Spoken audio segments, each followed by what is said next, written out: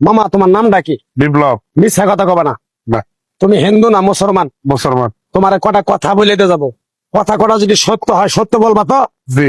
একবার কও বিসমিল্লাহ, বিসমিল্লাহ, আরেকবার কও সুবহানাল্লাহ। সুবহানাল্লাহ। রাগ করলা? না, এই নামগুলো নিলে ভালো না ক্ষতি? ভালো। তোমার চারটে কথা বলে দিয়ে যাবো, কথা চারটে যদি সত্য হয় সত্যই বলবা, মিথ্যার আশ্রয় নিবা, আল্লাহর কাছে ঠেকা থাকবা।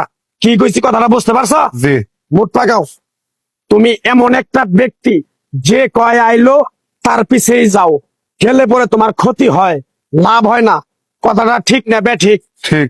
রাগ করলা? না, না। যখন তোমার কাছে টাকা পয়সা থাকে তখন তোমার আপন বন্ধু বান্ধব, কাছের মা বাবা মা থাকে। যখন তোমার কাছে টাকা পয়সা থাকে না, তোমার আত্মীয় স্বজন কোনো বন্ধু বান্ধব তোমার কাছে থাকে না। কথাটা ঠিক না বে ঠিক? ঠিক। রাগ করলা? না, না। এই কথাগুলো আগে পিছে কোনদিনে বলছিলা?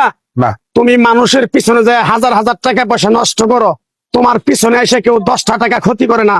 কথাটা ঠিক নেবে ঠিক? ঠিক, ঠিক। আরেকবার কও বিসমিল্লাহ, বিসমিল্লাহ, আরেকবার কও সুবহানাল্লাহ। সুবহানাল্লাহ। বিশ্বাসে বস্তু মিলে তর্কে বহুদূর।